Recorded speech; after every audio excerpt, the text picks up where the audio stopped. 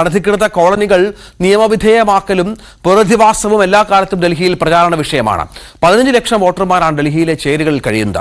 കുടിയൊഴിപ്പിക്കൽ ഭീഷണി ഒഴിയാത്ത മദ്രാസി ക്യാമ്പിലുള്ളവർ രാഷ്ട്രീയ പാർട്ടികളോട് പറയുന്നത് മെച്ചപ്പെട്ട സ്ഥലത്ത് പുനരധിവാസമൊരുക്കുന്നവർക്ക് വോട്ടെന്നാണ്. 400 കുടുംബങ്ങളാണ് മദ്രാസി ക്യാമ്പിൽ ഉള്ളത്.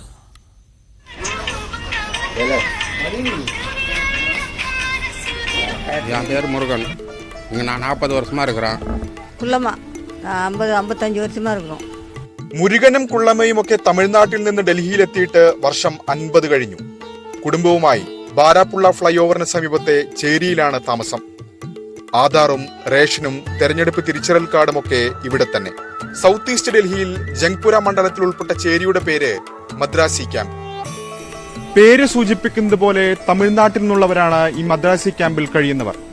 400-ലധികം കുടുംബങ്ങളുണ്ട് ഈ ക്യാമ്പിൽ. പലരും 60 വർഷം മുമ്പ് ഇവിടെ എത്തിയവർ. 400-ലധികം കുടുംബങ്ങളിൽ ഭൂരിഭാഗം പേരും തമിഴ്നാട്ടിൽ നിന്ന് കുടിയേറിയവർ. അവശേഷിക്കുന്നവർ ബീഹാറിൽ നിന്നും യുപിയിൽ നിന്നും.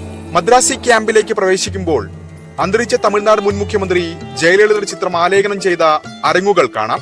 ഡിസംബർ 5-ന് പുരട്ചി തലൈവയുടെ 9ാം ചരമവാർഷികം ആചരിച്ചതാണ്. ഓരോ വീടിന്റെയും ഉമ്മറത്ത് കോലമുണ്ട്. ഡൽഹിയിലാണെങ്കിലും ഇപ്പോഴും തമിഴ് ആചാരം കൈവിടാത്തവർ. ക്യാമ്പിനകത്ത് മാരിയമ്മൻ കോവിലുമുണ്ട്.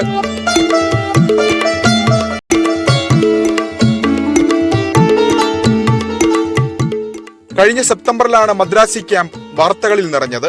ഒരാഴ്ചക്കുള്ളിൽ ഒഴിഞ്ഞു പോകാനായിരുന്നു പൊതുമരാമത്ത് വകുപ്പിന്റെ നിർദ്ദേശം. ഹൈക്കോടതി ഇടപെടലിനെ തുടർന്ന് ഒഴിഞ്ഞു പോകേണ്ടി വന്നില്ലെങ്കിലും എപ്പോൾ വേണമെങ്കിലും കുടിയൊഴിപ്പിച്ചേക്കാമെന്ന ഭീതി ഇവർക്കുണ്ട്.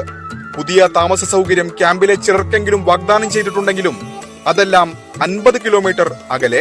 അവിടേക്ക് മാറിയാൽ ഉപജീവനമാർഗം നഷ്ടപ്പെടുമെന്ന് ഇവർ പറയുന്നു.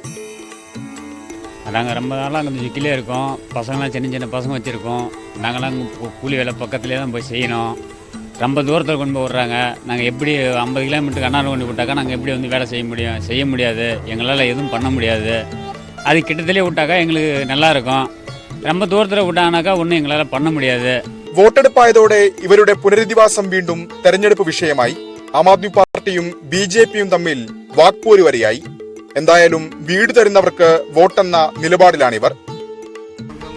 இங்கே எங்களுக்கு யார் ஓட்டுறாங்களோ அவங்களுக்கு ஓட்டு போடுவோம். யார் எங்களுக்கு உதவி பண்ணுறாங்களோ அவங்களுக்கு நாங்கள் ஓட்டு போடுவோம். யார் தராங்களா அவங்களுக்கு ஓட்டு போடுவோம் நாங்கள். അത് കണ്ടിപ്പാ. പോരാട്ടം കടുക്കുമ്പോൾ ഇവരുടെ വോട്ടുകളും വിധിയിൽ നിർണായകമാകും. കെ പി ധനേഷിനൊപ്പം ന്യൂഡൽഹിയിൽ നിന്ന് ER രാഗേഷ്, News 18.